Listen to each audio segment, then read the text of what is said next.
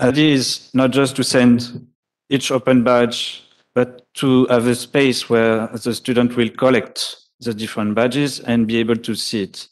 So that's what we call the wallet. But as Atina said, one idea also in the Civis passport is to add some that it should be inclusive.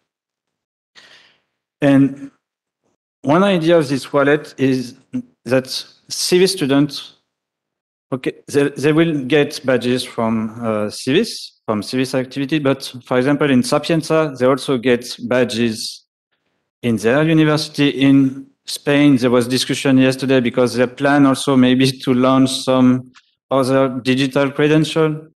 So this wallet may be also something where students could use Civis badges, but also university digital credentials. That would be a possibility.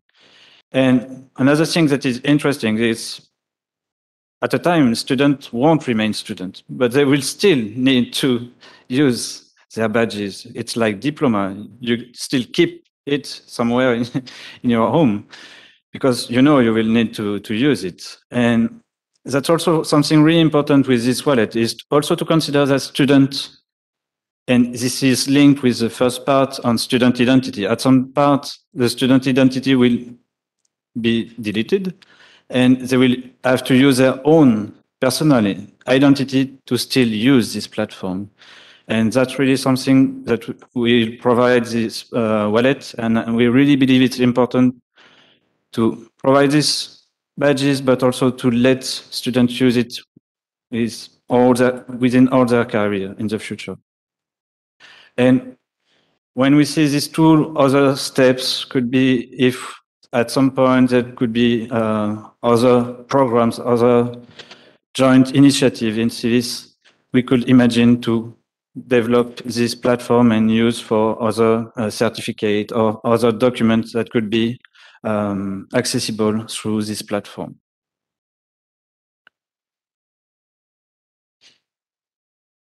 Just on this question of authenticity, maybe we will not go too technical, but with Ivan, we thought it should be good to take a moment just to explain how this works.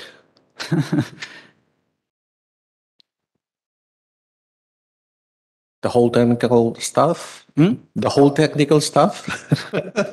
No, not really. But I strongly advise people. Hey, can I share the screen, right?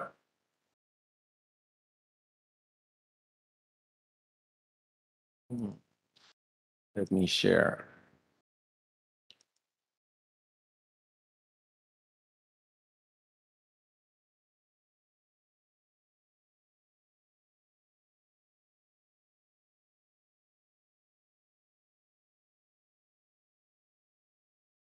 Okay, that's my screen, right? Okay. I believe one of the best possible explanations right now is on the Reuters website. Really, really nice explanation about what is the underlying technology and why we can trust in it. And it basically explains why it receives the name blockchain, because here we have an example of a record. Basically, this technology, now we're here to talk about this technology mainly focused on money, right? And cryptocurrencies and all that. But in fact, this technology is about running a ledger, running, doing bookkeeping, right? Writing records. So what this technology is able to do is to provide methods so no one can tamper with the book, right? No one can write in between two records adding information. No one can delete something or modify something. Why? Because here we have the record. Maybe there are two people involved and there's the money inside. So in our case, the kind of bookkeeping that we do is we all do bookkeeping about diplomas, right? We write all the information of the diplomas we're using, we're issuing, right? So on one side, we have the higher education institution. On the other side, that's the issuer. And the other side, we have the student, right? And in the center, instead of money, we have all the information of the diploma. What we do is digitally sign that cube. And we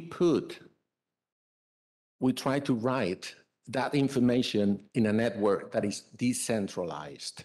All the information is replicated. It's so good, but it gives us the opportunity to have a system. If we lose a node in that network, the information is still replicated, so it's 24/7 available. So that's good also.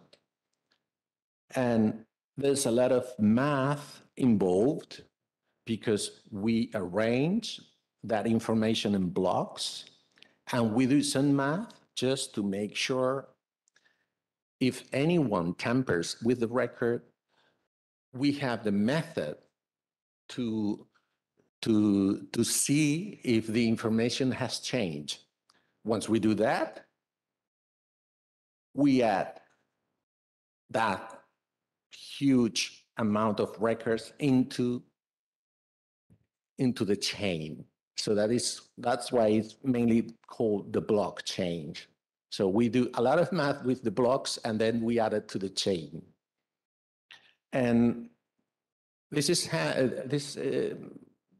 there's a lot of technology involved, but there's many practical ways of using it. Just imagine a use case. Imagine I'm running a small company in Spain. I do not care much about technology. I just know how to use my phone. But I open a position and try to see if some of the students of the university nearby can apply.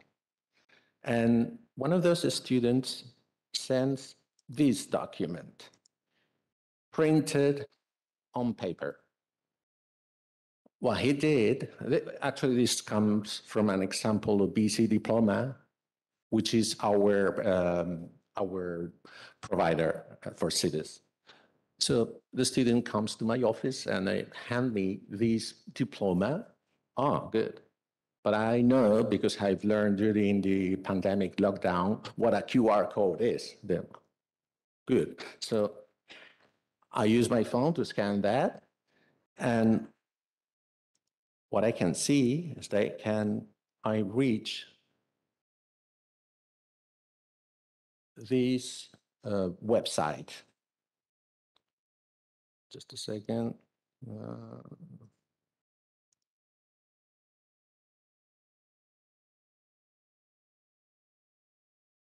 This website. So the QR code lands here and I reach this website. I can change, as you can see, here's all the information about the diploma. If I click here, I see that was issued by Lyon University. The certificate is at the blockchain. And also, you can see I can share it. But the interesting thing, I can change the language from English to French. It works in French, not in Spanish. So the student has many ways to share this information with an employee or with anyone. There are quite a few standards. One of the ways for the students to receive these certificates is using this other system called the Europass digital credentials. As you can see right now, it's facing some issues, so I cannot show you.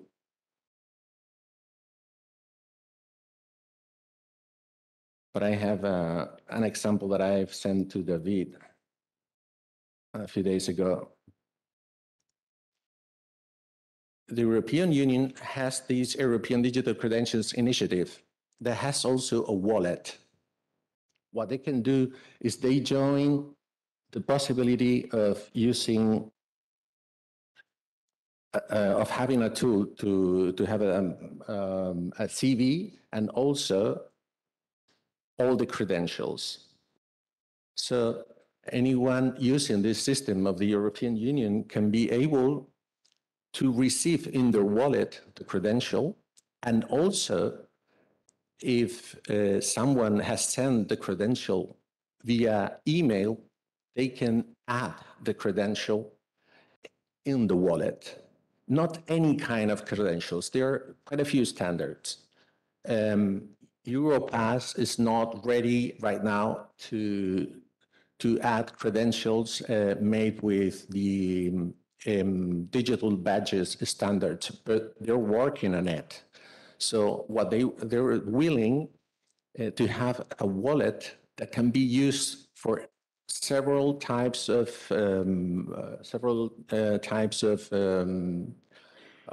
let's say reference standards for credentials. And when you see the credential, this is just the top page.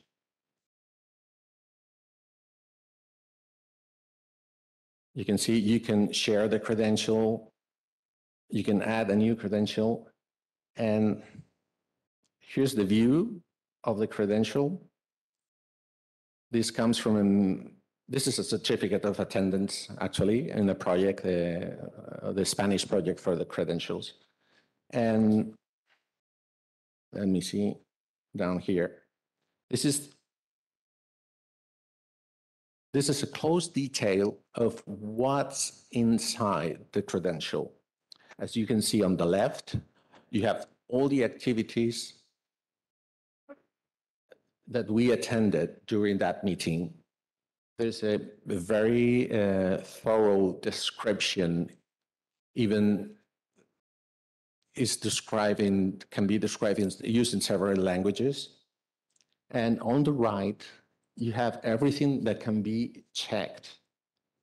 You can check the format, if it is valid, if it is verified. And also, that's a work to be done for the European Union. 2 more topics in gray. How to revoke certificates. It's not yet ready. And something that could be very useful also for our colleagues working in quality, which is the accreditation. This is also linked with some other projects of the European Union about accreditations of the studies. So you can also quite soon be able to check that, which is quite useful also, to check accreditation of the studies. And this is a closer look of the information inside of one of those activities. And the standard that is being used can allow to use description of soft skills based on different European frameworks like ESCO or DGCOMP and several others. It's not the case in this case, right? But you can do it. And I think there's something more. Yeah, that's pretty much. And as you can see right here, here's the tool to upload another credential.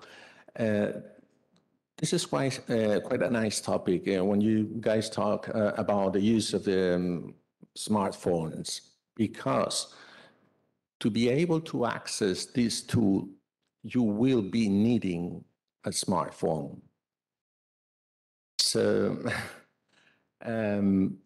that's going to be a huge topic in the future, very soon, I believe. one of the interesting things about getting closer in your project to someone that is using that is a trend of the European Union is, as David said, sooner or later the student will lose the access of the identifier they have at your university. So this system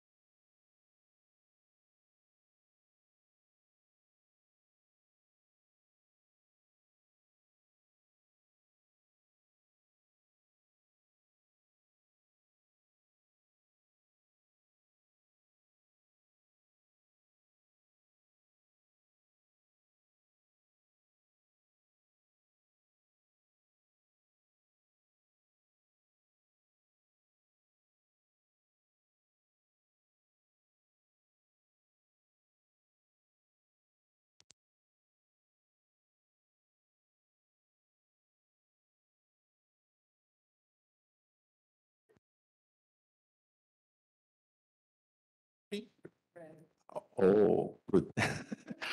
So, in our Spanish project, quite a few members already had quite a few attendants already have the EU identifier. So we gave our identifier to the Carlos III University. That's one of the leading universities. So they were able to send us to our wallet that digital certificate, that badge, right? So that's quite interesting because I don't have to rely on my own digital identity in my university. And for the case of a student, he will lose that access, right? So that's a wonderful trend to see how students can keep all their diplomas they're collecting throughout their life and to increase employability using these kind of tools. Okay, that's all. Thank you. Thanks a lot. What is interesting in this presentation, first point is, in the diploma example, there was this possibility to translate, and this can be quite powerful in some cases. That would require some work in civis because we will need to translate, but that can be something interesting to consider in the future. And the second part is that as it is with the European Student Card, when we work on this kind of project with Civis Passport, we have to consider European project because at European level, they also work with some project in blockchain, which is called EBSI. And our provider is a French technical partner of EBSI in France. That was one reason to go with them. And there's also this European Digital Credential Initiative. And even more, they also start to talk about wallets themselves. So what we are doing now, we are trying to work at Civis level with this wallet. Our partner is involved in this kind of project, but we will have also to keep in mind what the European Commission envisaged in this digital credential, because it seems clear that in the future, there will be more digital certificate, more digital diploma with this kind of technology to guarantee the authenticity. So for us at Civis level, it's a way to start using this kind of technology and see where it can go. And that's also something to consider when working in this project, to also keep in mind the possibility and to be able to improve and to adapt to also what CVS will provide in the future, because we know that maybe it will change the way the educational offer will change. So also to keep the possibility to add other documents in this platform.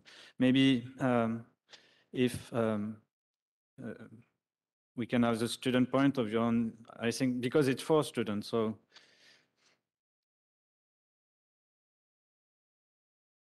sure. So again, thank you for the interesting presentations, Athena and David. I can comment less on the technical side.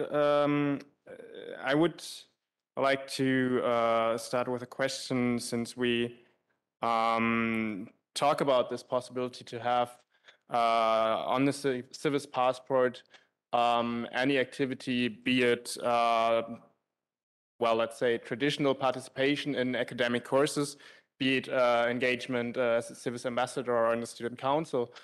So my question would be, do employers actually know about Civis, about the European University Initiative? Since the first students will be leaving already soon, who have done either an academic course or who have participated in the student council, and how could this be promoted? But maybe I should have said first, I think it's a great initiative. I think it's great to have this dedicated space, really, since normally you would be able to write it on your CV, or it would be stored in your transcript of records. But I think making this visible really, yeah, it just makes it more visible to have it in a dedicated space, to have these badges. And I think it's also great to see, also for the purpose of communication, which partners are included, be it university partners, be it non-academic partners, and to point out the skills that are achieved or acquired by these activities. Thank you. Well, if I may reply in the part of your question concerning whether future employers know what Kivis is, of course they don't. Our students, many of our students do not know what Kivis is, but that's exactly a tool for promoting the image of Kivis and for letting everybody know what it is. And what we had discussed, and I don't know if this has been implemented, David, is that it would be useful on the passport to have a description, a short description, a paragraph explaining what Kivis is and what are the universities involved, exactly because nobody would know, seeing a Kivis passport, what it is. So a future employer would see that these are the universities involved, this European alliance promoted by the European Union, etc. So therefore it would raise awareness. And it would allow to have the different fragmented experiences of the student in one place, also connected to the skills they have acquired.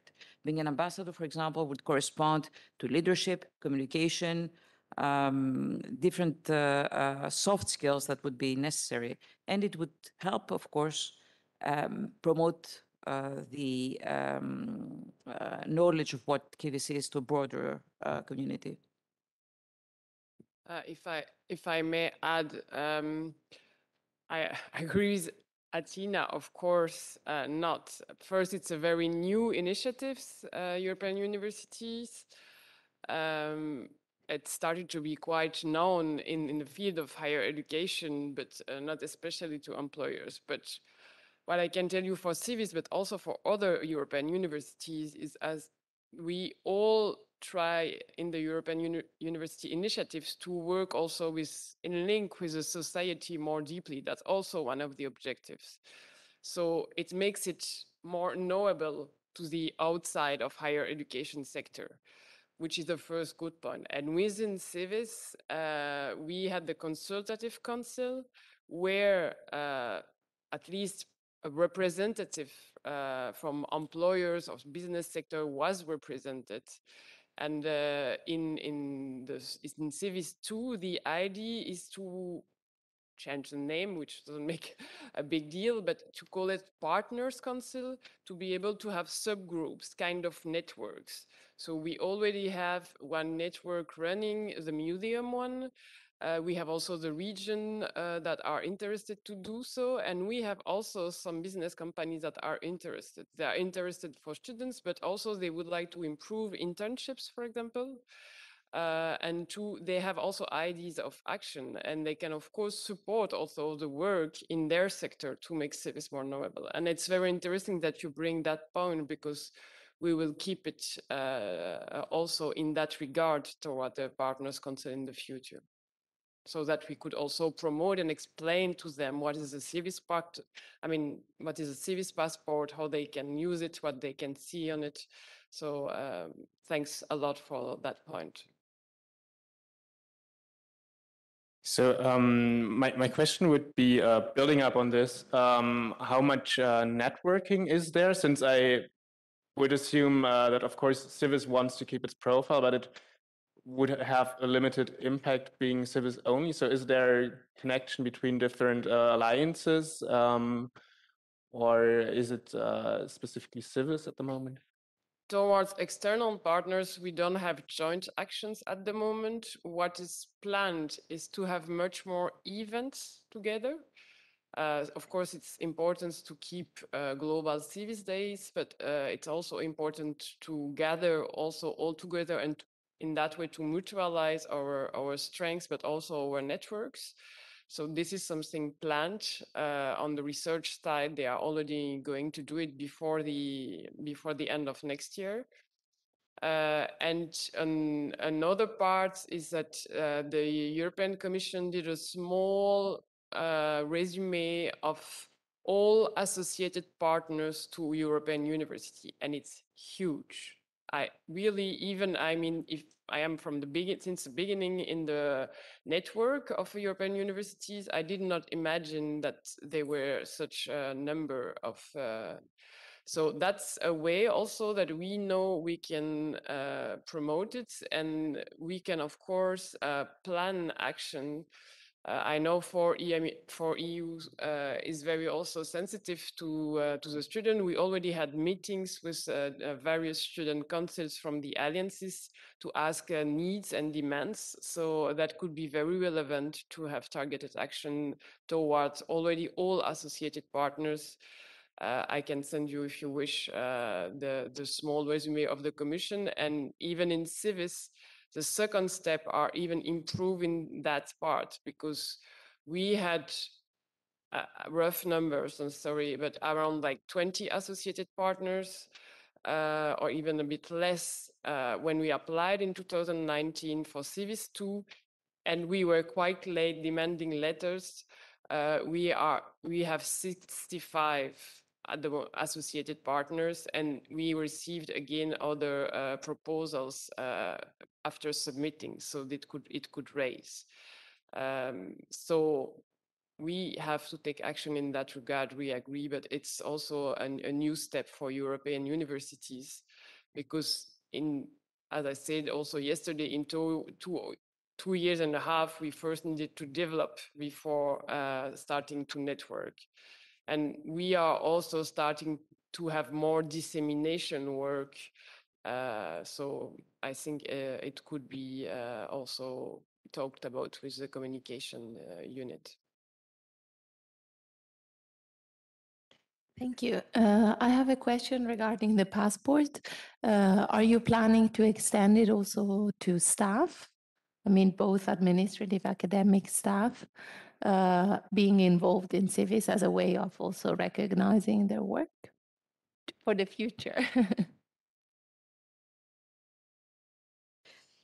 Actually, we would like to finish with the first phase of really launching the passport, for which David will tell you we're ready now to proceed. And once we see that it works and it's really a tool that it's useful for the students, it could be extended, of course, to staff. Although, of course, you know, for academics, it's a bit different because we have a whole system of um, academic evaluation that it's not really connected to um, these activities. However, it's a good thought, and thank you for your idea. Monique, yeah, I think the Civis, I love the name passport. I like the idea of stamps in the passport. And I like the idea of the passport being like a diploma supplement. I think that was the idea modeled on this Europass, maybe not integrated into the Europass, but our own in-house Europass style kind of space, as Tim said. I like that very much. The thing that I'm a little concerned about is the lack of distinction between academic credits that have been acquired and non-ECTS activities. Because, of course, the only institutions that can give ECTS are universities. So it seems that the ECTS credits should always be linked to a university symbol and not a stamp or a badge. And I'm also concerned that this diploma supplement could lead some universities or particular administrators or deans, academics, to say, oh, you had a nice Erasmus semester in Athens, and you get all of your credits in that nice little passport, so we don't have to integrate it into your transcript here at home. And the goal, I think, really needs to be that the ECTS credits that our students acquire at other universities are recognized in their home university as part of their home transcript, so that they don't lose time in their studies. And there's a tendency among many of our partners to, and Tübingen is included, to view the Erasmus semester as extracurricular. You do your Erasmus time on your own time. And this limits the possibilities of mobility for many students because they don't have that time. So how can we avoid the passport acting as a parallel transcript that, how do we bring these together? I think you get my point. Thanks for this question, because we know in civis it's really a big question, because of course educational offer, we provide credits for students, but right now this civis passport it's not a name for this passport to be the tool to share credits. It's really a way to recognize participation in student activity, and so they can share with their network, they can share what they learned. It's not about credits, but the question of credits is really important. And I agree with you, we should work with the university system, with really all the concern you had, and there's already a lot of discussion in civis with education task force, with other groups, to see how we can really make these credits work and what is the best way between universities, civis, but now what we try to do is really that in the next week to send first recognition of participation of students that they can use to say what they did in civis, and also that be also a way to promote civis. Students will be also promoter of the alliance themselves if they use the civis passport in LinkedIn. So that will be something really also quite powerful. So right now we are really focused on recognize participation in activities, send these first badges, and in the meantime, trying to work with education task force, the education department in the different university to find the best way to issue credits, maybe with each university system? It's also very complex because in that regard, and that might be needed to speak about it within civic governance, because the position from the European Commission in that regard is peculiar. I mean, if you really take the European approach as a whole, it doesn't cover only higher education. It also covers other type of education up to informal one. It touches lifelong learning and the skill approach. So the ECTS, the university one, should of course be like the main importance and our main targets. But it's also to give a possibility, of course, not going in any reason towards lifelong learning, but a recognition of the engagement. Also, if we talk about all the civic engagement part we would like to develop in civics, it's important. And the badge is up to what we have tried is a good way not to cover and to take the commission as granted, telling, okay, we can put ECTS wherever, which we don't want to do, but to have a kind of recognition that could be used in the outside sectors. And also for, if I take the French part, I know this kind of badge can be used in a recognition of skills and competencies if you do a lifelong learning process much later in your life. So, but I don't say it's the best way, but it's really a tricky border in between, which is not difficult to handle. Yeah, no, I absolutely agree. I think the focus of the passport should be civic engagement, our links to society, all of the activities that we do that are not necessarily academic. All of the, or maybe in the languages. I mean, you could have a badge for I achieved Greek B1 or something as a badge, because it's more of a skill. These skill-oriented things, I think that fits well. This idea of micro credentials and skills, soft skills, they could be given badges or stamps. But anything that is an actual academic course that is linked with research, that is emerging from the hubs, that is really part of the higher education university agenda, should not be given a badge. Maybe we can think of some other symbol to put in the passport to say, look, in my transcript, there are credits from the University of Stockholm in there. And it was powered by Civis that I got them, but the ECTS points should be linked to the university. I think it's also in the interest of the students to say, I have ECTS points from Madrid and Athens and Stockholm, and not from Civis, which, may not be as prestigious. So to complete what has already been said, at no point will the Kiwi certificate replace either, of course, the degree with the description of the courses and the ECTS, or the diploma supplement. And that was not at all the idea. The idea was exactly to have one document in which the student can gather everything that is KIVIS related. And that's why in our initial proposal and the design, we had not included ECDS at all. It was a way of showing that I went for a semester to Madrid, and then I had a course online with Bucharest, and then I got the language course with Stockholm, etc., in one place. And as you said, the skills connected to that, and the skills that not only are academic, these are the ECTS that reflect that. But for example, acting as a KIVIS ambassador means that you have spent time and effort, and this should be reflected somehow.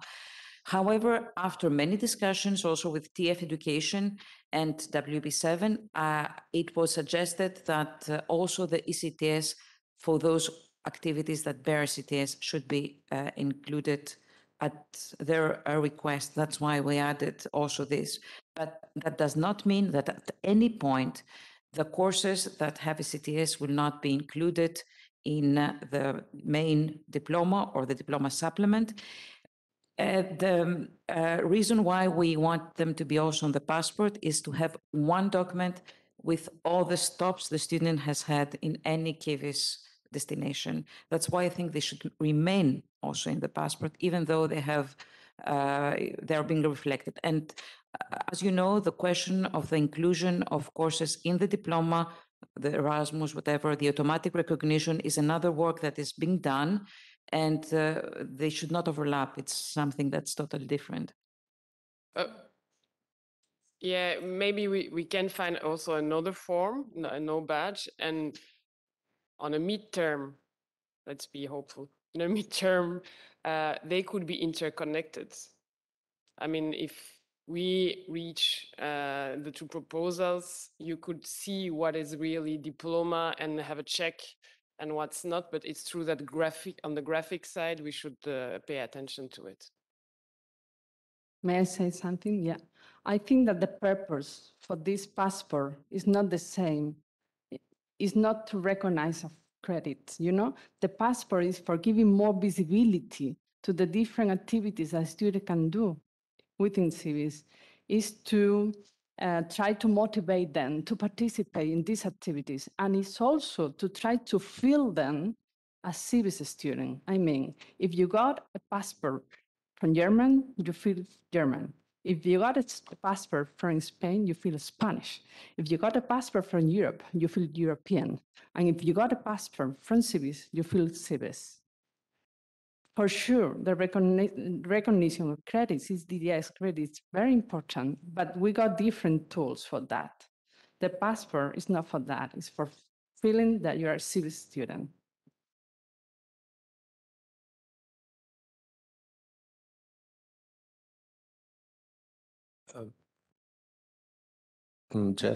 Just to add some information from the Spanish project on digital credentials that have a lot of things in common with the passport.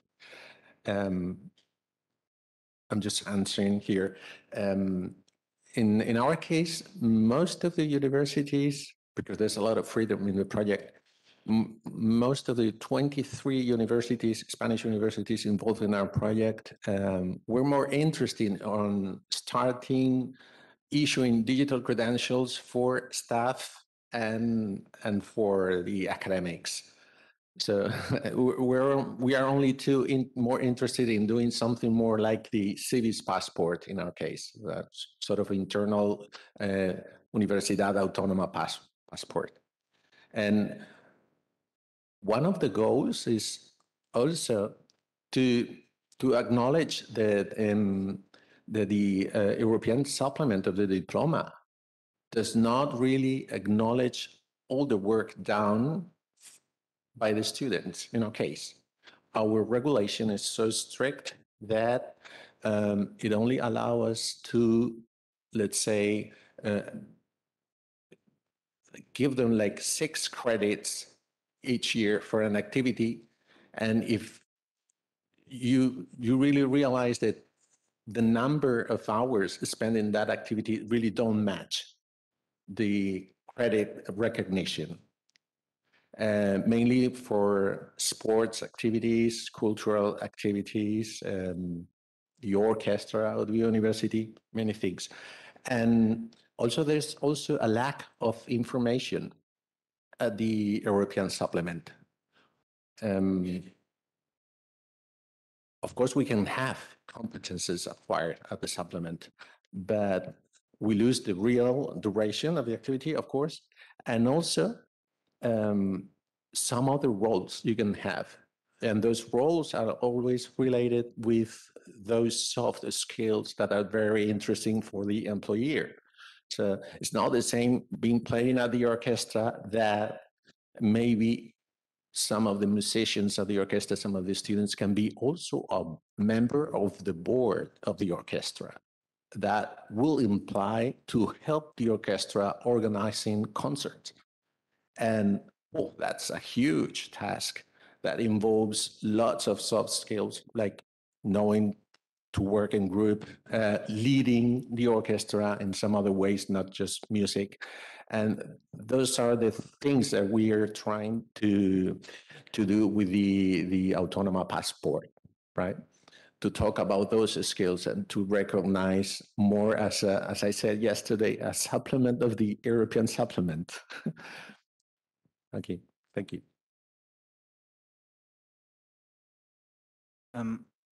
The discussion also remind me one digital campus task force we had a few months ago. And there was a student, Sebastian Miku from the Student Council. And we discussed quite a bit about this question about would it be interesting for students to, even if without this question of credits, to use this kind of tools, what they would like as content to promote themselves, to promote what they learned. It can be for educational content or for extracurricular activity. And his comment was directly, no, I want the full description. I want to be able to easily use, because this badge should be sent a few weeks after the activity, not at the end of the year. So you make an activity in October or November, and in December you should receive the badge and be able to use it to say, wow, I do something great in civis. And even for civis, it's great to have students that say, yes, I did something great in civis. So if other students see, because they are in the same network, they could see, oh, but I didn't know civis was doing something like that. So it's different purpose, this civis passport. It's for students, it can be for civis, because that will be a way also if students are feel really happy to what they learned and they want to share. And we have some students, I saw an example in LinkedIn of students who share what they learned just 2 weeks before, after their program. That can have also some great impacts on other students that follow them, on maybe other academics that know are working also, that can be proud that students were really grateful of what civis bring to them. So that's also, that's not just a recognition tool. It can be also for civis a way to disseminate, to really send the message that we are doing great activities. Our academics are providing really great European programs, and students was really interested and there was really a great value for them, and they want to say it to the world. So this tool is also made for that. And the student, for him, it was clear. Yes, I did global migration on the ground. It was great. I want to share it. I want to be able to say what I learned, what are the competencies, and that was at least his reaction when we discussed about this. And yeah, it's still different discussion. Maybe we can adapt, or badge or no badge, but maybe still keep this idea that we do nice program and students want to also express that they did something great with this.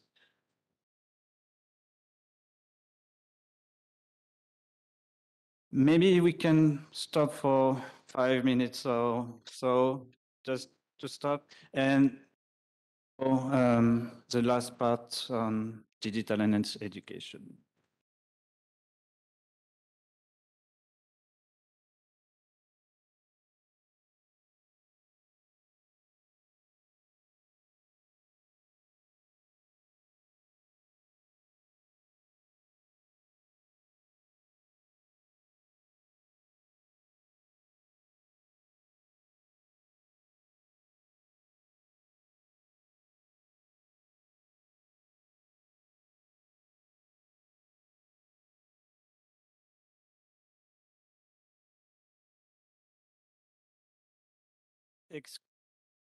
Excuse me. Excuse me. François?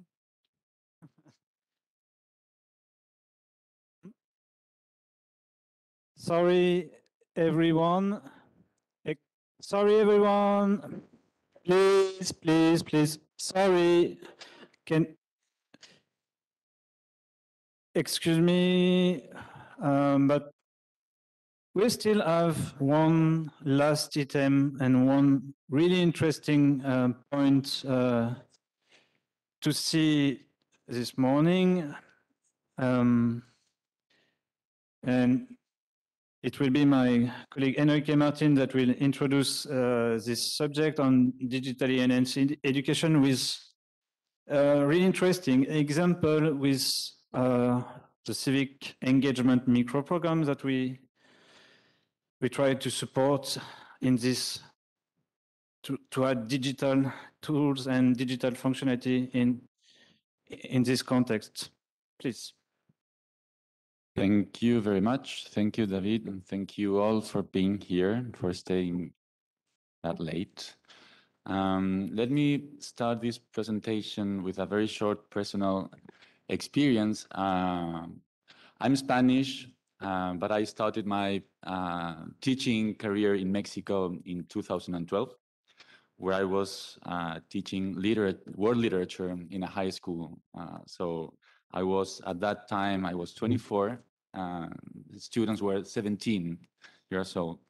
So I was, to be honest, before even the first class, I was pretty confident that it would be easy to get in contact with them and to understand each other, because on the one hand, there was not such a big gap of age, and on the other hand, we would be dealing with topics that touch us all very intimately, as I understand it, because we would be talking about fear and love and power and envy, and I was pretty convinced that would passionate them the same way literature passionated me when I was a student.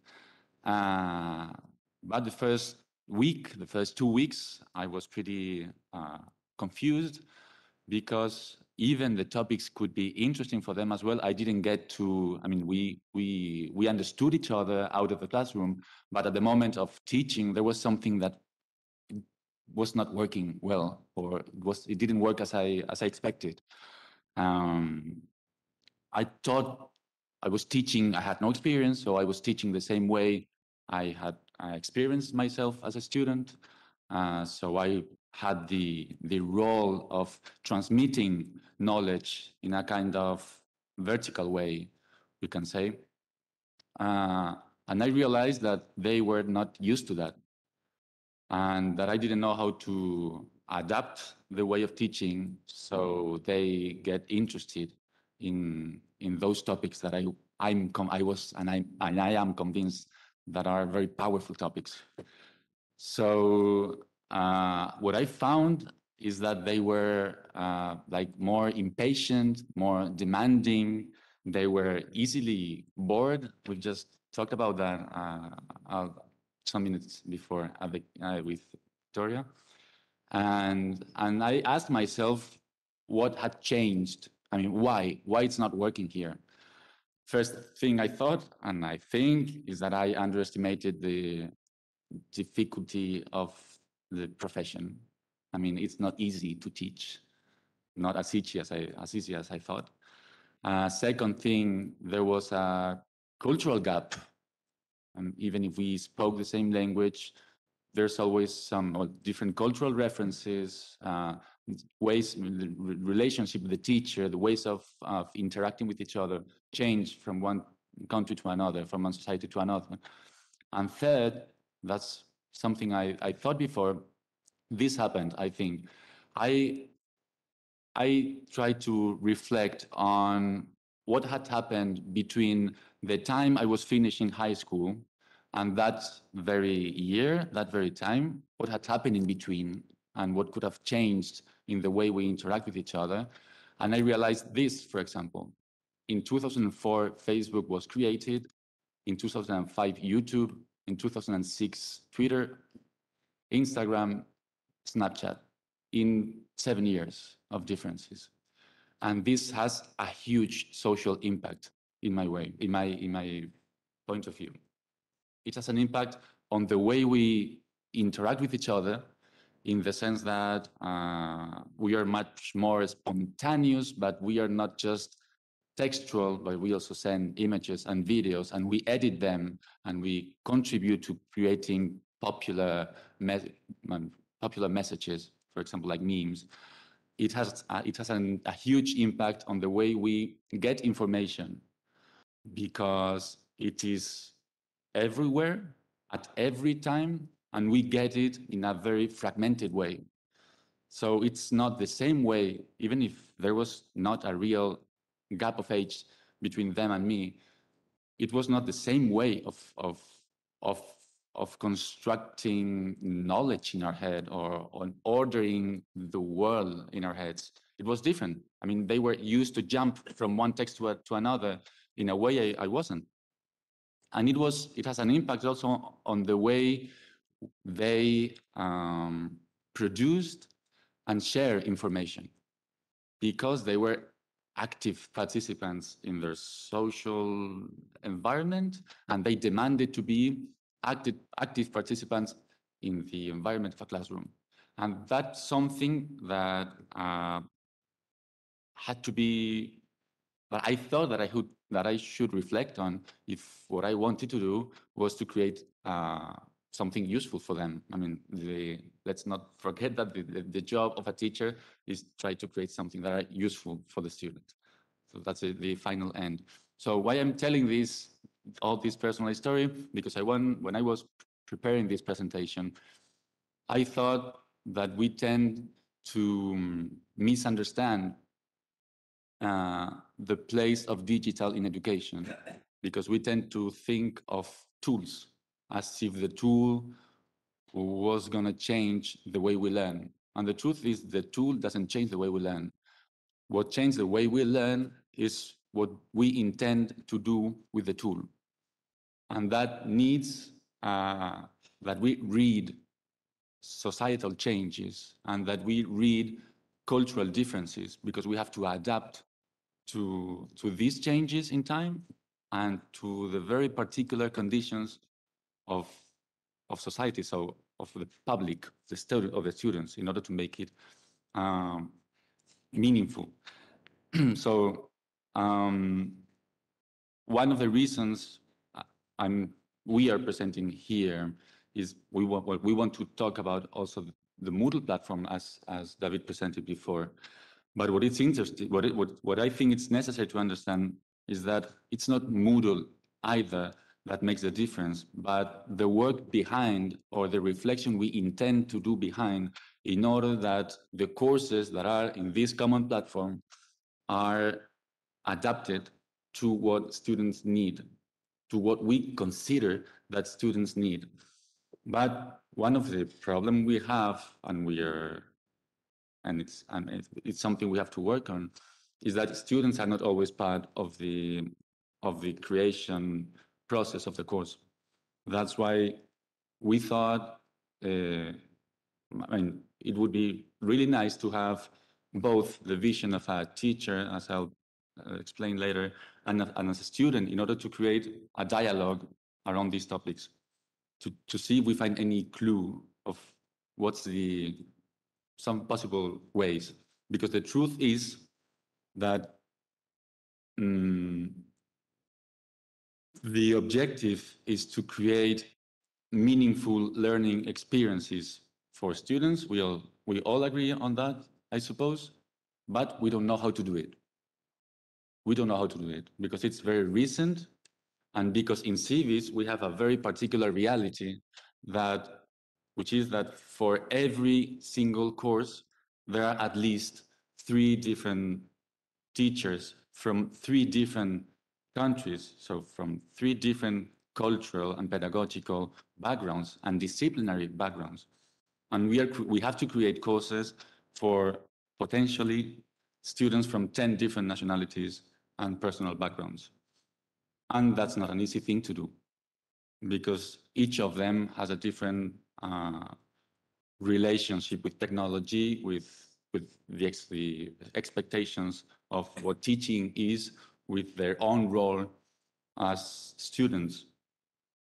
So we thought it would be, we are testing, that's the truth. We are testing in all the courses we have in Moodle, in all those we are able to support, they are tests, they're not final solution. So what we wanted to do here is to show an example of what we've been doing in the last 8 months, 7, 8 months, where there's been, I mean, it's not to us to say if it's been a successful result or not, but we've worked a lot. There's been a lot of reflection behind to try to understand, based on the objectives that had been predefined, to try to understand how to make useful the content of the course. So Iris Nikolopoulos is the responsible for the civic engagement micro program. She will present it in a second. And she will be talking to us about not just, well, first about the reflections behind how they teach us, how we organized ourselves to try to create collectively a course. And then we will show as well how we used the tools we used in that course. But it's important for us to say that the tools are essential in hybrid and online teaching and learning, but they are the last phase of the process and not the first one. So we don't start solving the problems by choosing a tool. We start solving the problems by analyzing the situation, by identifying the student needs, by defining pedagogical objectives, defining coherent activities based on those objectives, and then by choosing some tools that we think adapt fits well with those objectives. And then we have also Victoria Bernitska, who is part of the student council as well, and we are very grateful to her because she also wanted to participate in this table.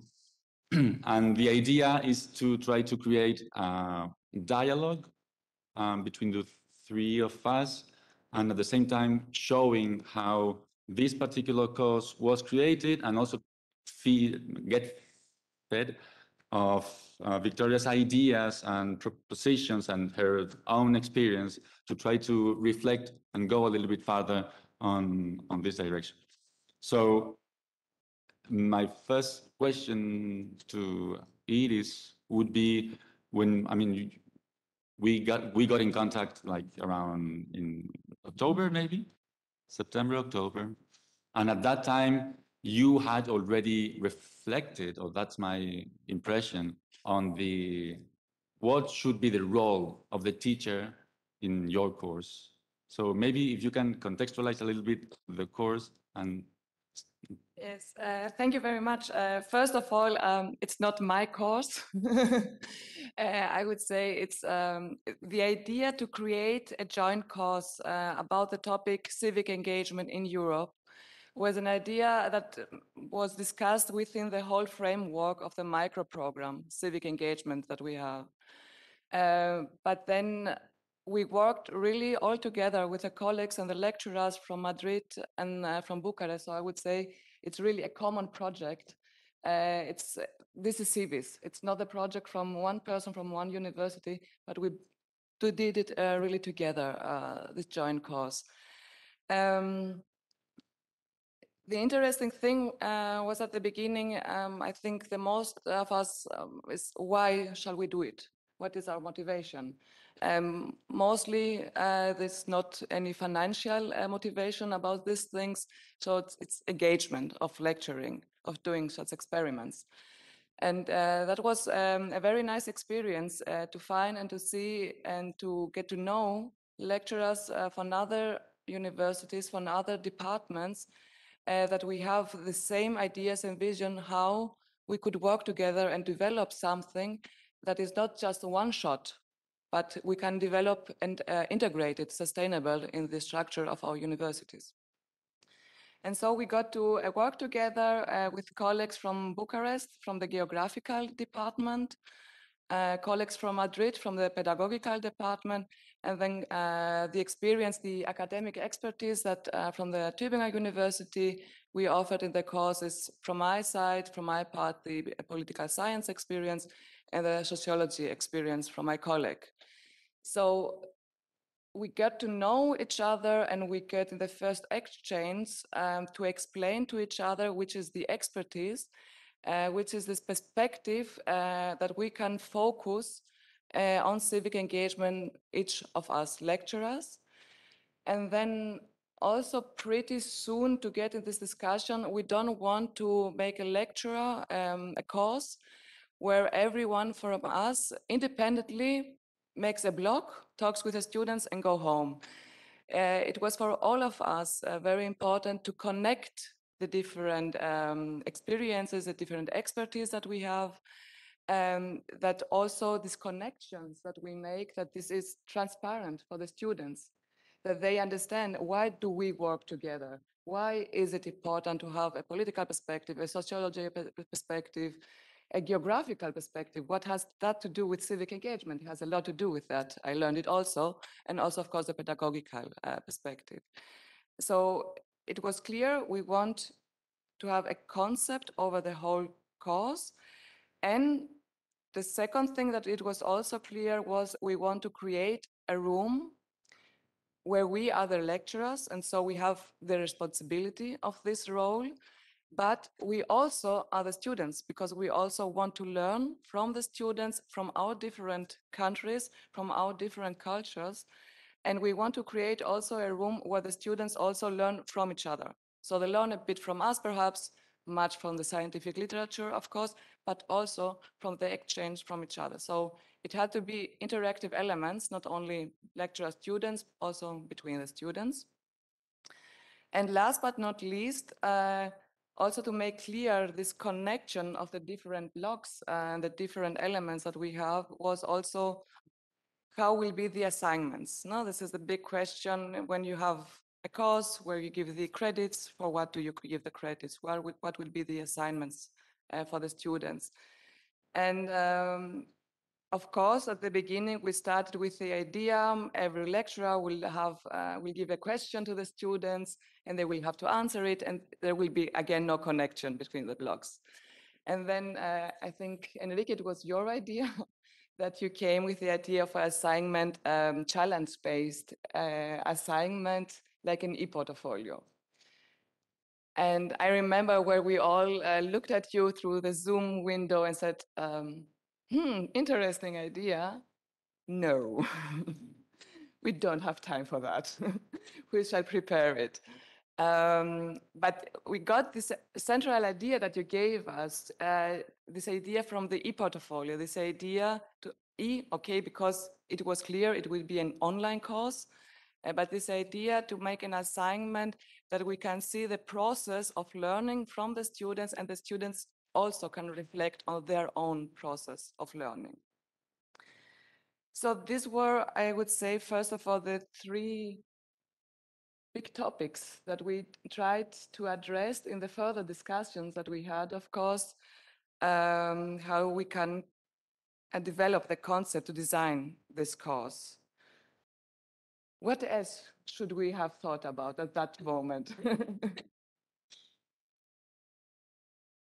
Okay, so thank you. Yeah, first of all, thank you for inviting me for this for discussion on this very interesting topic. And okay, actually, I didn't hear before about this course, but as you were talking about it, I was just thinking, oh my God, I'm just finishing university in 2 weeks. What to do to stay at the university if things like that are going on, you know? Okay, maybe I will start with with things I personally like recon as really, really brilliant, I would say. They're like these two goals of like a successful 21st century university course, I would say, which were mentioned here. So first of all, it's student involvement. And the student involvement, it can be very beneficial also for teachers, right? Because we are at the stage that it's not only us students benefiting from your knowledge, let's say, but it's really mutual. And then what is coming with this aspect, it's like equal treatment, let's say, that you treat each other on like equal basis, let's say. And I would say if a student feels that you're a kind of co-creator of the course, this is really a key aspect for nowadays. And yes, and here I can share some kind of also like from my personal experience. The courses, the majority of them I attended within my master program at Stockholm University.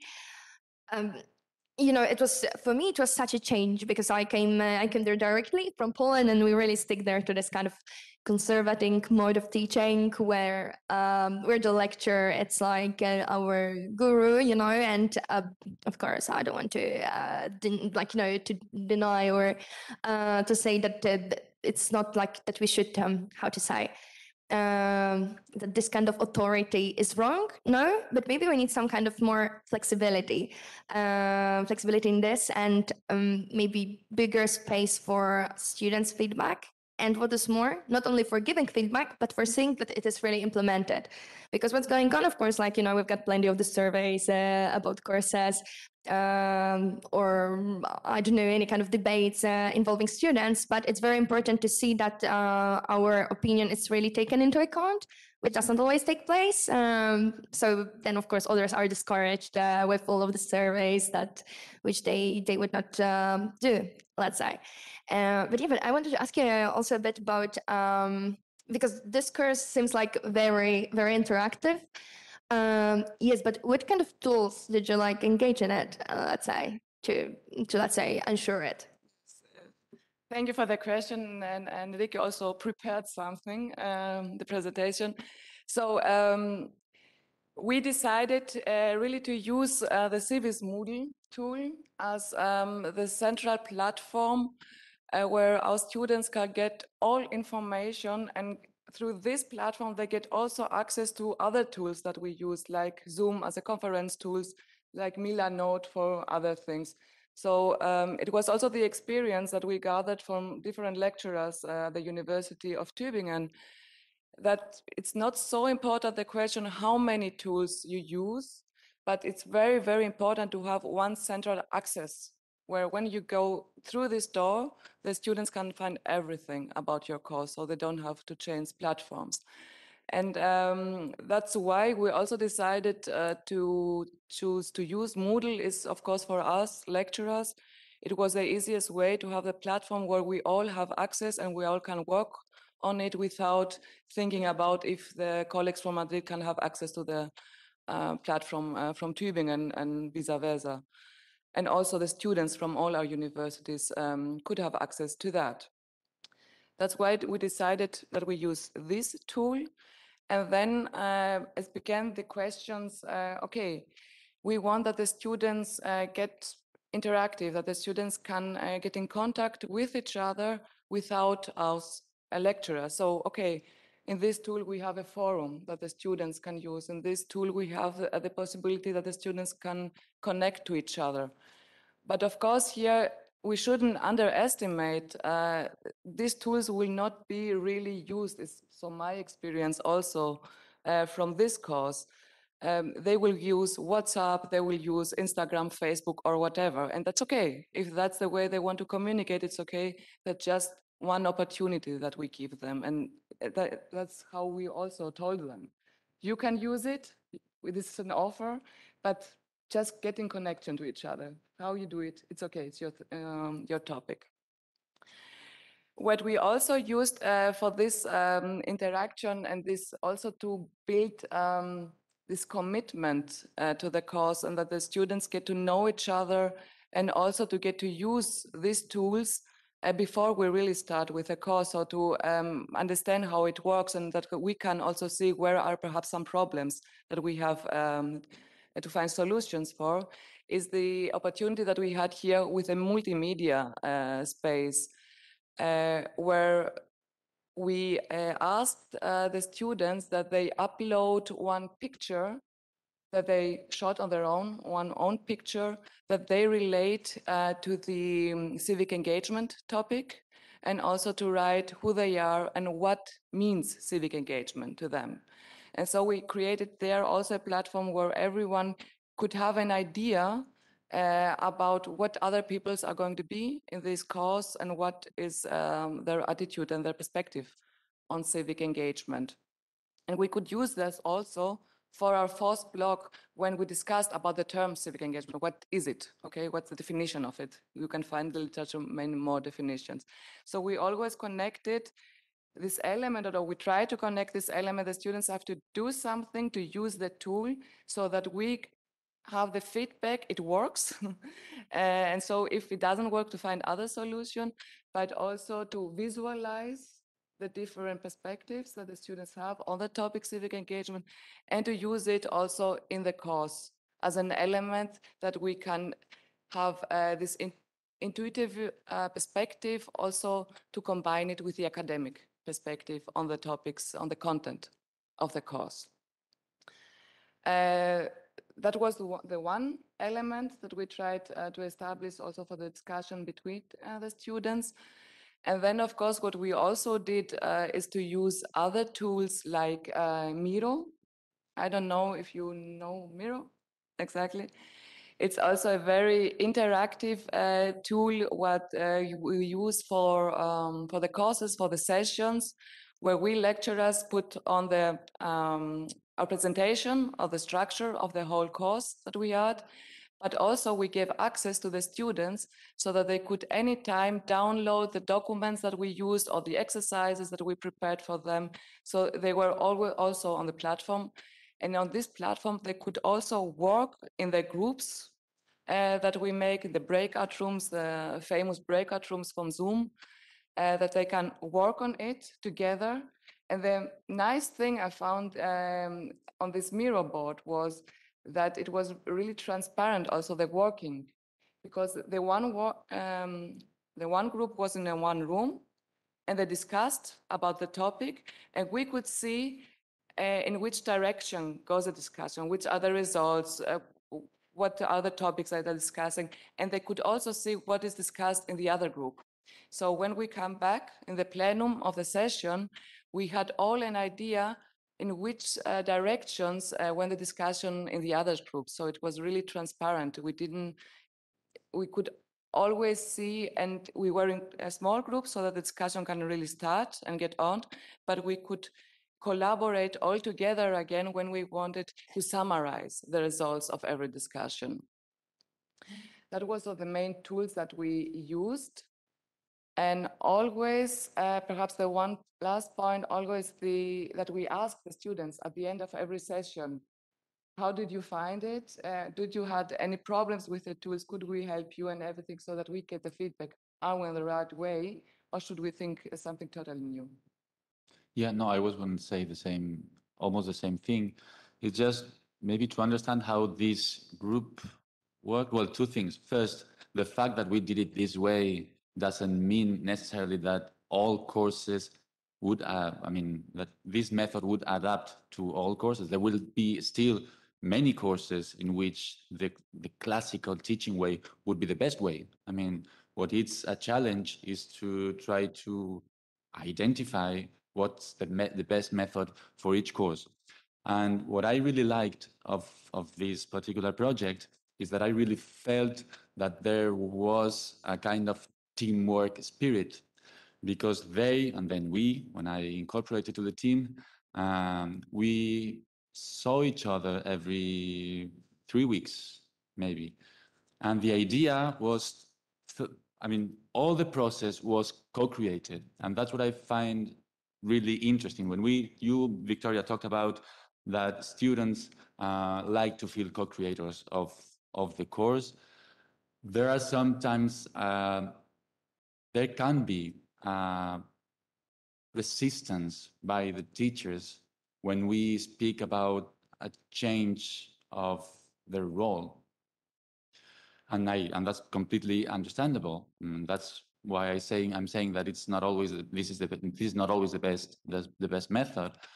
But in this case, they decided to work in a collective way from the beginning to the end. So in the beginning, they saw each other to define the needs or the pedagogical objectives, then the structure of the course, And once the objectives had been created, we decided the tools. And that's what I think is really important to stress, that we use these tools based on a identified purpose. I mean, we could change the tools. And actually, this is the second edition of the course. And there's a student that just said, I consider that one of the tools, so far we had good feedback, but I consider that one of the tools is not working very well because it's too rigid. Fine. I mean, we could change it, and that's not gonna change the course. What the course is what is behind the tool and not the tool itself. So, and just one little thing about the Moodle platform. Yes, as Iris said, we used this platform as an entry point for the students. And just to clarify how we use it in general, every time in Civis, I mean, every time a project coordinator gets its project validated by the hub or whoever is the call from, we send us the contact. They can contact us in case they want to use this platform. But what we propose is first we try to make life easier to students and teachers, as you said before, and we propose also this kind of support. That's why we insisted in the beginning, when we were not very, we didn't have many courses at that time. You were one of the courses, we can say it here. It was really a test as well. So, but yes, it was always this objective behind. But I wanted to ask Victoria, because you talk about the need or the advantages of co-creating a course, but I would like to know, how can we do as teachers or learning designers to get students more involved in the construction of the course? Or what would you suggest? What experience did you have that were not maybe present here and that could find? Okay, so what to start with? Basically, I think that one of the conditions for this effective co-creation of the course, of course, is dialogue. And when there's dialogue, it needs to be trust, between each other. That's really what I'm telling you now. It's really taken into account, and that it is taken seriously, of course. That it's not that I would say, yeah, it's nice, okay. So tech, it's all right now that I can really let's say, develop on my answer, and really give you some kind of feedback, which will be then implemented, let's say. And also, I think that here, concerning this kind of tools, like digital tools, this aspect of co-creation is also very important. As, yeah, we're living in very dynamic world, and this IT stuff, they are changing, actually, it's a never-ending story again.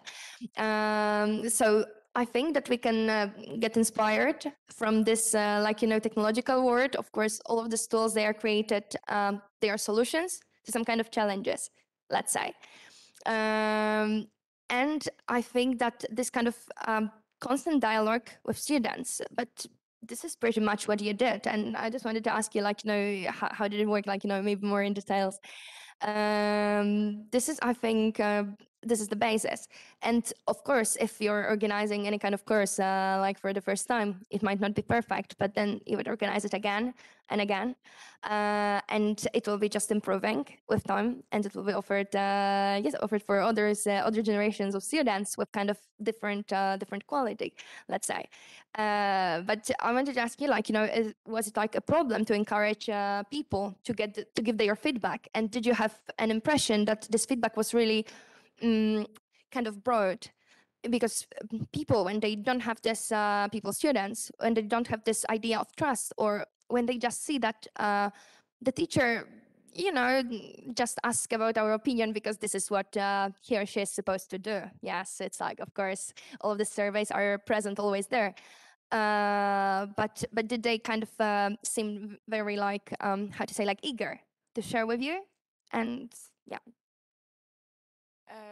So if the students were eager to share with us, I don't know, but they shared, I think, their honest opinion with us.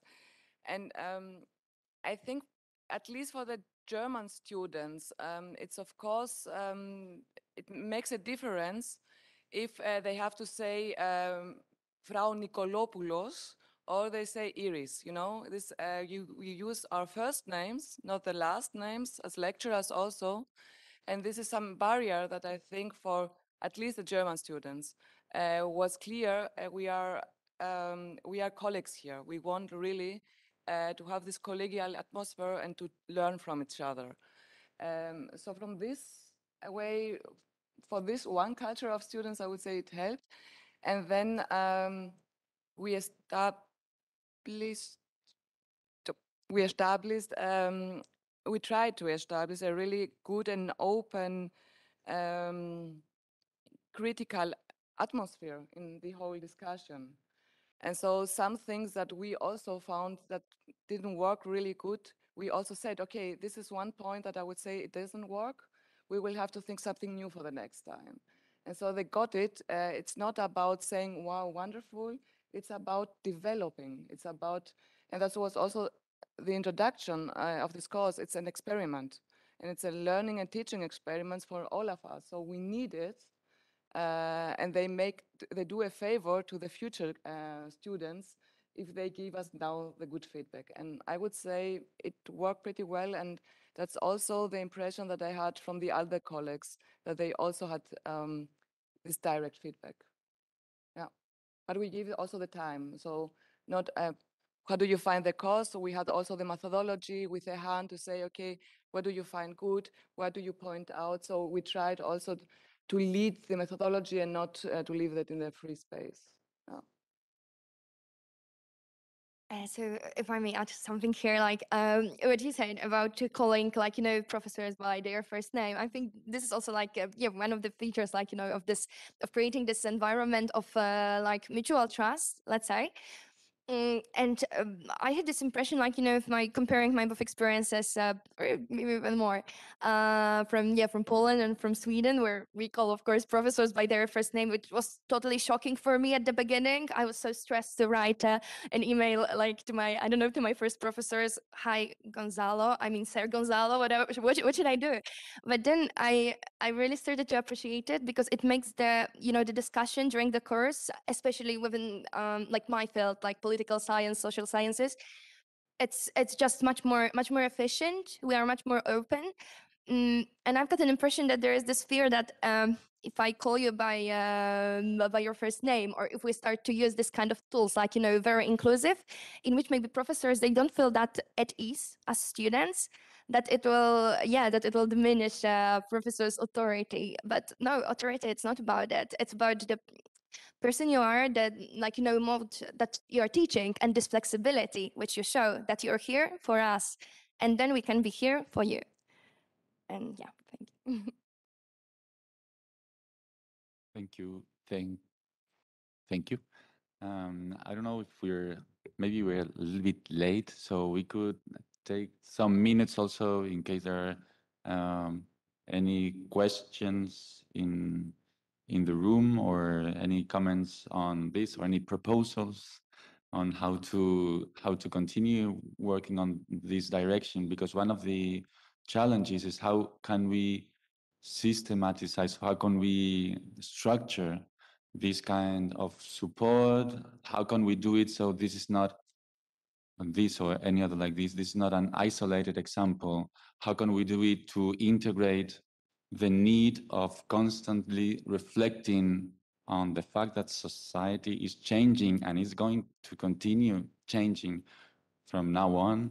And also, how can we adapt to the particular to the cultural particularities? As you said, it's not easy to create a course to people who have very different expectations and relationship to authority, etc. It's a difficult thing. It's not easy either to create a course between people coming from different backgrounds. And the thing is, how can we do it to put it in the center of the civis project, so it's not an exception, but something we usually do or we usually think of when we create courses or long programs, because we could be speaking also this is how a particular course is being created based on some pedagogical objectives, but we could also talk about there's Gunnar here who is helping us to think about that. We could also think of how to use a tool in order to create a personal or flexible pathway, for example. So this is the kind of reflections we have to do in the daily work. But the thing is, how can we structure that? So how can we do it all together? So yeah, just give anyone's floor in case there's any question. Well, I have a question not really related to this part, but when I see these tools, you see really a lot of things, a lot of information. I was wondering, what was the idea to use this kind of portfolio with students and how they work together? Why this portfolio and what was the added value for the program? The idea of the e-portfolio was really to have the opportunity that the students, after every block, gather some information and knowledge that they gain through the session, hopefully, but also through the academic literature and the exchange from to each other, and to always address the learning objects that you said, Enrique. And the idea was to have it there. We had also deadlines. After every session, the students had 1 week time to deliver, to submit the e-portfolio for this one block, for this one task. And then they get feedback from us, from the lecturers on the assignment. And then they had also the opportunity to develop it further. So it was a continually learning process all over the course.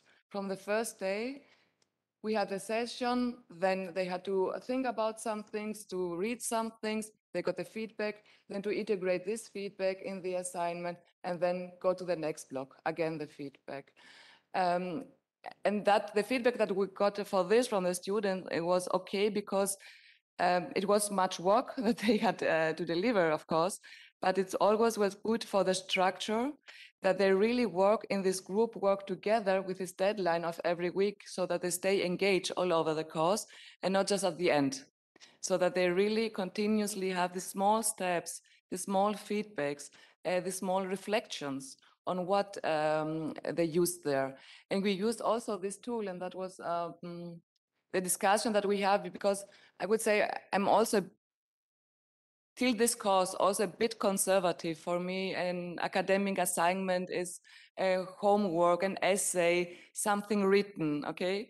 But we had also the experience and the good input from the pedagogical departments that say, no, let us use videos that we can comment, that they have to have a good argument in the whole structure and everything, but they can be a bit more creative in what they put in this e-portfolio, in this whole discussion that we had, what is civic engagement, what is the importance of civic engagement, where is the difference and the similarities in Europe and everything. So that's why we used this idea of the e-portfolio and also these tools and this opportunity for a creative assignment of the students. And can you, because in the first edition of the course that finished like 3 months ago, we've made some little changes, and one of it has to do with the last block of the course. There are 5 blocks in total. And the idea in this case is that, given that we're talking about civic engagement, and that one of these civic objectives is to try to create bridges between the academic projects and civil society, why don't we try to create a bridge with an open lab? So we're not there yet because it's ongoing, this course. But can you please explain a little bit the idea of the participation of Yes, this is one difference, and then one other difference that I also wanted to point out. I think you were the one that made the connection to the Open Lab in Marseille. That we got the chance to get to know the colleagues there. And this connection came over the micro program and how we can integrate so that we are not just Madrid, Bucharest, and Tübingen, but perhaps also integrate a fourth university.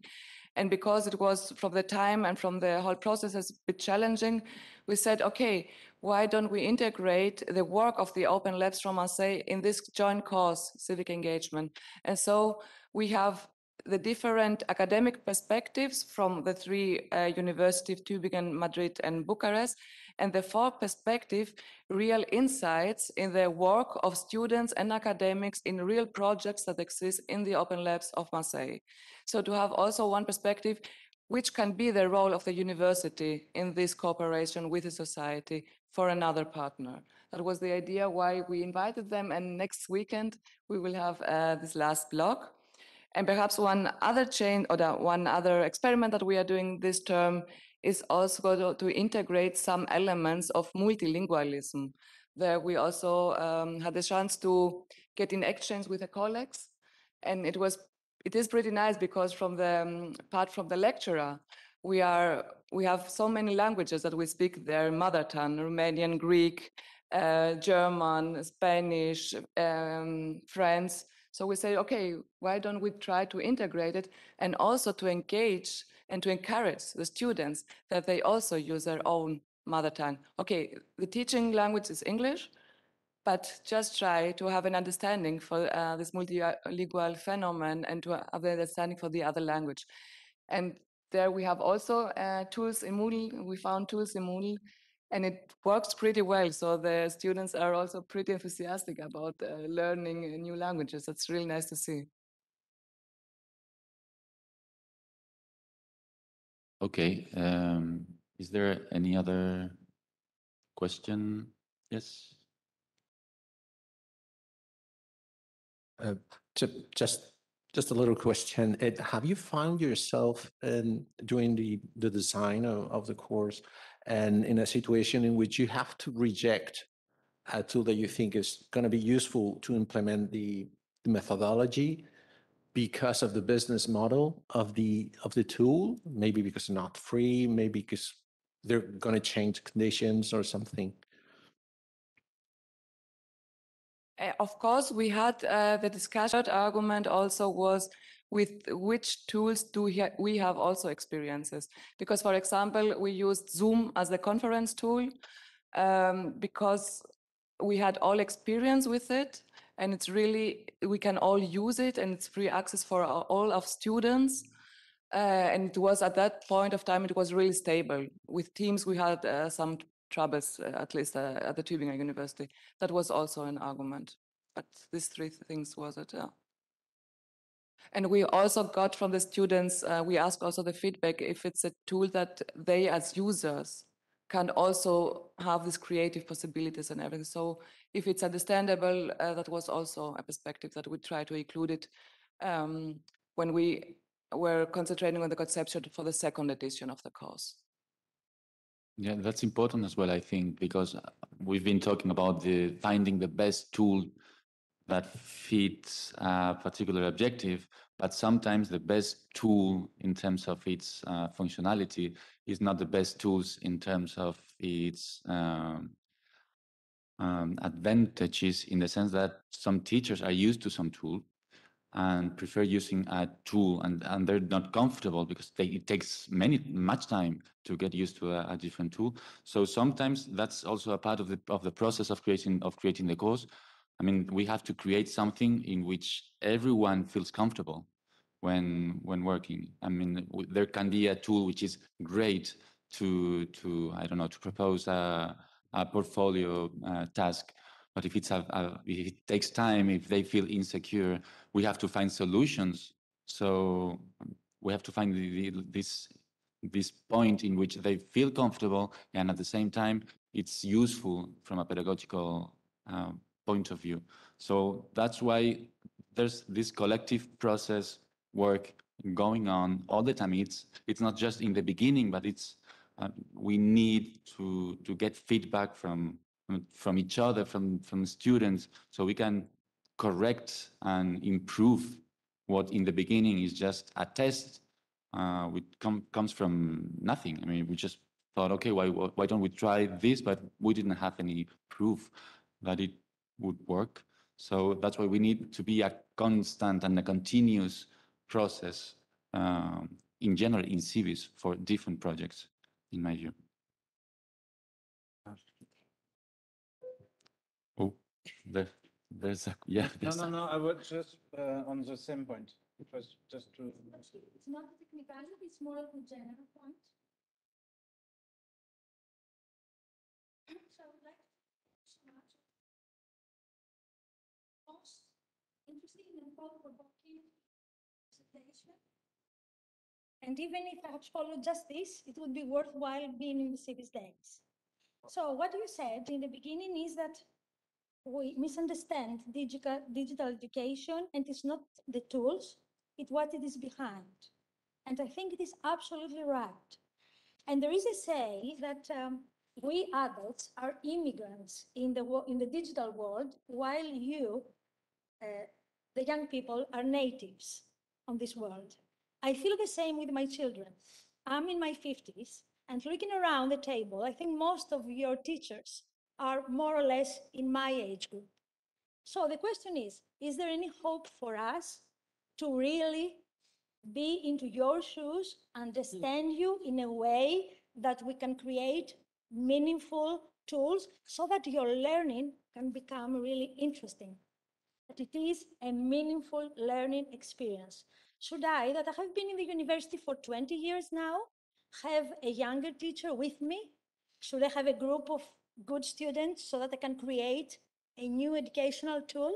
What would you advise me? Thank you so much. Can I? Thank you very much for your comment. Well, first, I don't think we have to become something different from what we are. I mean, we are talking about adapting course to a particular, to pedagogical objectives, to a society, to a generation that consumes information in a different way. It doesn't mean that all those who weren't born in that age have nothing to do, not at all. For me, the solution is to try to go towards the collective creation of courses. And that would allow us to learn from each other and to take advantage of what generation knows how to do, and also to try to find methods to make it meaningful for the next generation, because this gap is going to be the more and more big. I mean, society is accelerating in an incredible way in terms of technology, and there will be always this gap. That's why I insist on the fact that it's not a punctual, a specific reflection we have to do today here in the Global Civis Days, but that we have to incorporate this logic in the way we work, because we need to always have like a foot to take the pulse on society, which will continue to be changing, and we will need people. We will need to know what people for which we are working with, or which working, need, how they. That's why I think we need to. When I talked before about the fear of changing the role of a teacher, I was meaning that it's, for me, one of the great advantages and potential of civis is the fact that we can create things together. And that's great in my view. I mean, that's a beautiful thing. It's not something that undervaluates the job of a teacher. On the contrary, it's a way of trying to find collective responses to collective problems. So this is what education is about, I think. So let's try to work together. That's what I would say. That's related to your question. That was what I wanted to say. What is interesting, if I come back at the beginning of the session,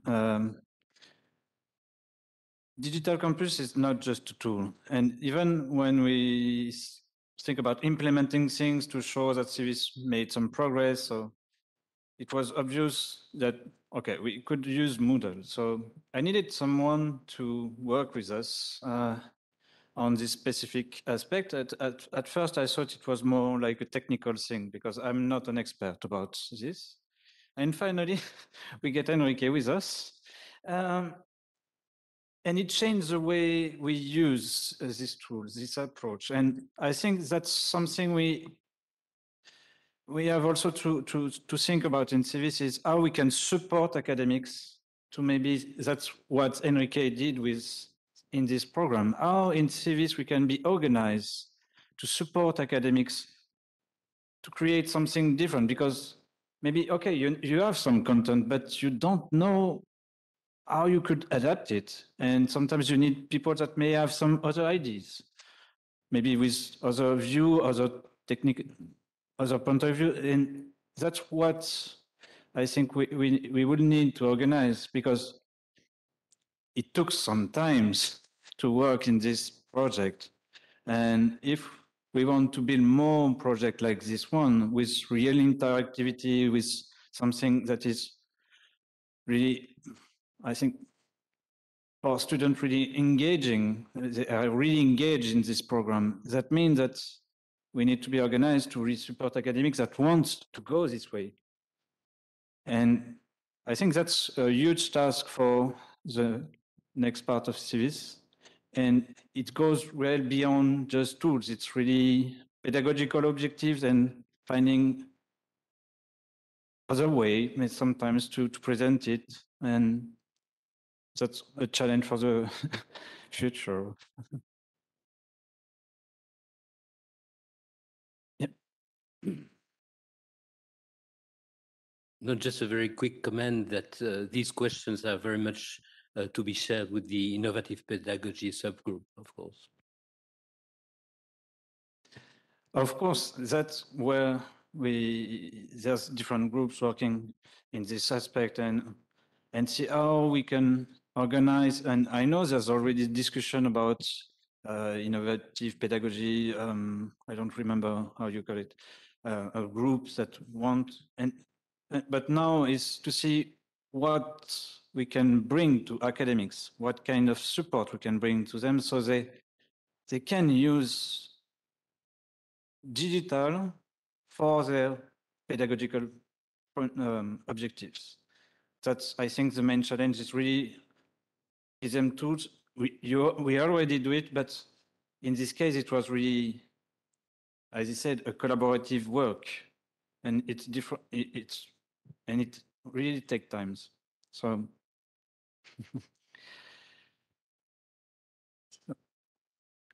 It's for me, this session is a real example of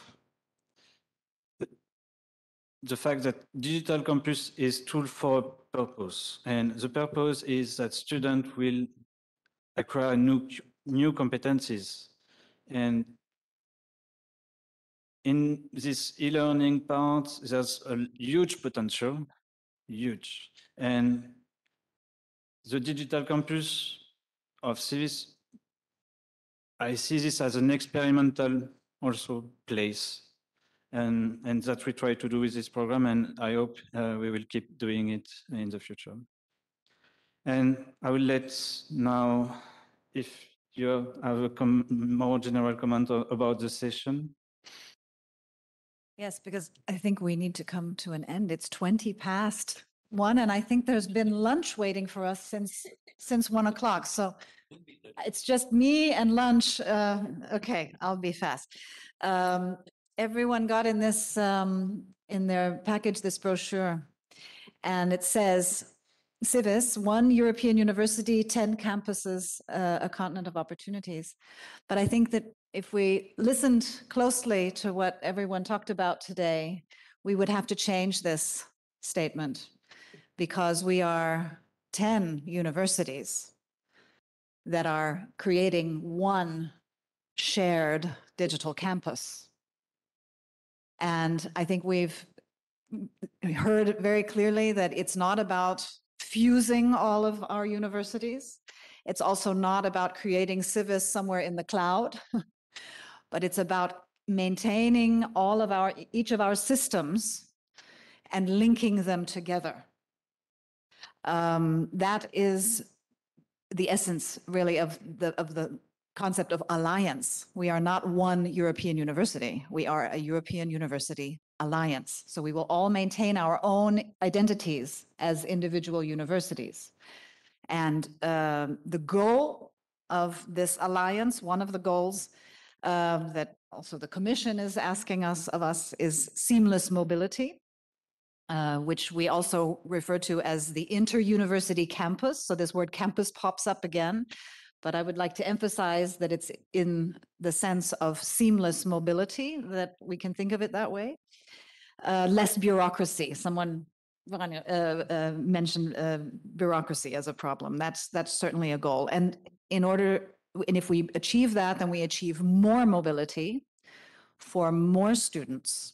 So more access to a European experience during their studies, because we will diversify the forms of mobility. It won't be just the classic Erasmus semester. It will also be that, but it will be all of these other new innovative things that allow us to get a taste of our partner universities in Civis and put them in the passport.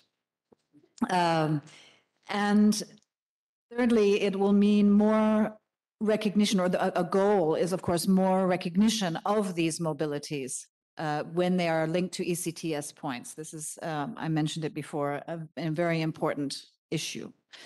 Also an issue of inclusion, because only those students who can integrate their Erasmus experience into their study program will have that can do that in the time that they can afford to study. We can't let Erasmus remain this elite program that only those students participate in who have extra time because they have extra money.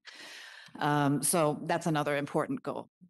And you recognize all of these goals because we've had them for years and years as part of the Bologna process. And we're just trying now with these alliances to really try and achieve them, at least within the alliance. And then it should spread from there because we are test beds. We are the pioneers for all of Europe. And the digital campus, as I see it, is the most essential tool for achieving these mobility goals. For the administrative processes, for the registering and the learning agreements and the credit recognition. And some of these processes or some of the work of the digital campus will be supporting physical mobility and are interacting with the Erasmus without paper and the European student card we heard this morning. That's a very complex thing on this side. But there's also an important aspect, which is the things internal to Civis. And we have the umbrella agreements, and we have staff mobilities within Civis that maybe we want to manage within the digital campus and not rely so heavily on the outer Erasmus things for that, but we'll see. Another important point internal to Civis is virtual mobility. And I see that there are two kinds of virtual mobility that we discussed today. One, only very briefly, is that the digital campus hosts a course catalog where each university opens their online courses to Civis students. And that's what we call the unilateral offering of each university. And that still requires the registration, the credit recognition, the learning agreement, all of this, very complicated. And that will be integrated into the student's transcript. And it will require the help of our academic leaders. It will require the help of the deans and vice deans to really get all of the administrative work that's necessary to make that happen. And the other form of virtual mobility will be the online courses that we do collaboratively, that are emerging from the hubs. the shared Moodle, the shared online space, these tools, and so on. That will be important to all of them. And that will also create many challenges in developing also these innovative pedagogies. But of course, that leads us to the next point of the digital campus. Central task is, of course, facilitating mobility, but it will also lead to these collaborations and be a place where the collaborations take place. And that will lead to and support the interactions of professors and lecturers and researchers. Well, all of them are researchers at the end of the day. And so, of course, you know, whether they teach together and discover they might want to apply for funding for a research project together, or they meet at a conference and say, oh, our universities are linked, let's do something. In any case, this digital campus will also be eventually, maybe in a next step, a place for researchers to meet.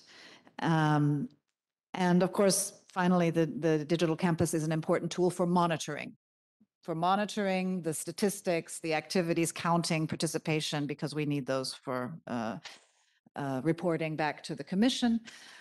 But as I learned today, how important it is also for promoting civis, for promoting oneself, will be an important activity. So at my university, our central digital system has a name. It's called ALMA. We love ALMA. And we're angry at ALMA. We have a relationship to ALMA. Maybe your universities also have a name for their digital systems. And maybe we need a name for our digital campus at some point, because I think we need to develop a relationship with our digital campus and be able to talk about it with a name and feel towards it in all kinds of ways. But at least it will definitely generate an attachment to it, which I think would be good. So that might be a job for the student council to think of a name for our digital campus or digital infrastructure. Yeah, and of course, a big question is, all of these things that have to be done, we can't do them all at once. How do we prioritize? And that will be the strategic task of the steering committee with the IT unit, and we will get to work on that in Civis 2 at the latest, because as you may or may not know, the question of support came up this morning. In Civis 2, there will be an IT unit supporting all of the work packages and academics who are preparing teaching. We will have a mobility unit with funds for all of the international offices. We will have an education unit with funds to support academics in developing collaborative teaching. And all of this, hopefully, as Victoria articulated so nicely, for the overarching goal of becoming more European, all of us in our teaching and in our thinking and in our working. And I would add, transforming all of our universities through this experience with the European space and becoming prepared for the future, which I think is a good word to end with. Thank you.